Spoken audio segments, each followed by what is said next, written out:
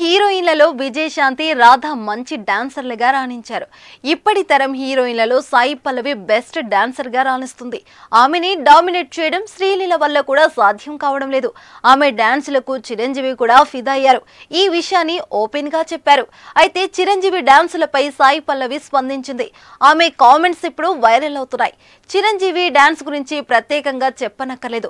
80-90లలో చిరు చూపించిన గ్రేస్, వేసిన స్టెప్పులు ఈ తరం హీరోయిన్లకు కూడా సాధ్యం కాదు. ఇప్పటికే చిరంజీవి డాన్స్ లో వాడివేడి తగ్గలేదు. తాజాగా మెగాస్టార్ డాన్స్ పై సాయి పల్లవి ఆసక్తికర వ్యాఖ్యలు చేసింది. చిరంజీవి డాన్స్ ల గ్రేస్ ఎవరికి సాధ్యం కాదని చెప్పింది.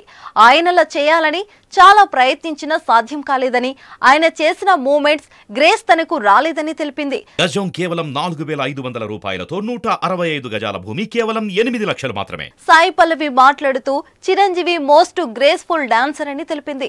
ముఠా మేస్త్రి చిత్రంలోని మార్కెట్ లో వచ్చే టైటిల్ సాంగ్ గురించి ప్రత్యేకంగా ప్రస్తావించింది సాయి పల్లవి. ఆ పాటలోని డాన్స్ మూమెంట్స్ ని తాను చాలా సార్లు ట్రై చేసిందట. అది తనకు మాత్రం రాలేదని తెలిపింది. తాను ఏం చేసినా ఆడపిల్లని అని, అది మగవాళ్లు చేసే రిథం అని, అది చిరంజీవికే సాధ్యమైందని వెల్లడించింది. అలాగే మాస్టర్ సినిమాలోని నడక కలిసిన నవరాత్రిలో నుంచి చిరు స్టెప్స్ చిందేశారని, ఇప్పటికీ తాను మర్చిపోలేనని పేర్కొంది. అలాగే 2-3 సినిమాలోని పాటల్లో చిరు స్టెప్ల గురించి చెప్పుకొచ్చింది. ప్రస్తుతం సాయి పల్లవి కామెంట్స్ సోషల్ మీడియాలో వైరల్ గా అవుతున్నాయి. మెగా ఫ్యాన్స్ సంబరపడుతూ వైరల్ చేస్తున్నారు. అంతేకాదు చిరంజీవి గ్రేస్ ఎవరికి సాధ్యం కాదని, ఆయనలా ఎవరు డాన్స్ చేయలేరని అంటున్నారు. మెగాస్టార్ చిరంజీవి డాన్సుల గురించి ప్రత్యేకంగా చెప్పక్కర్లేదు. టాలీవుడ్ కి డాన్సులతో ఊపు తీసుకొచ్చిన నటుడు అసలు డాన్సులు పరిచయం చేసింది ఏఎన్నార్ అయితే, ఆ తర్వాత వాటికి సరైన రూపం, కమర్షియాలిటీని తీసుకొచ్చింది చిరంజీవి అనే చెప్పాలి.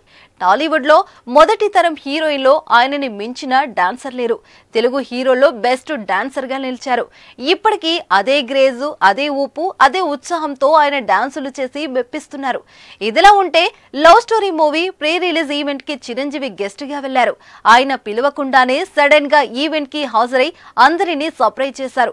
ఈ సందర్భంగా సాయి పల్లవి గురించి మాట్లాడుతూ, భోలా శంకర్ లో చెల్లి పాత్రకి అడిగితే తిరస్కరించిందని, కానీ ఆమె నో చెప్పడమే తనకు సంతోషంగా ఉందని, ఎందుకంటే మున్ముందు ఆమెతో కలిసి డాన్సులు వేసే అవకాశం వస్తుందని వెయిట్ చేస్తున్నట్లు తెలిపింది. మరి ఈ ఇద్దరి కాంబినేషన్ లో సినిమా ఎప్పుడు పడుతుందో చూడాలి మరి.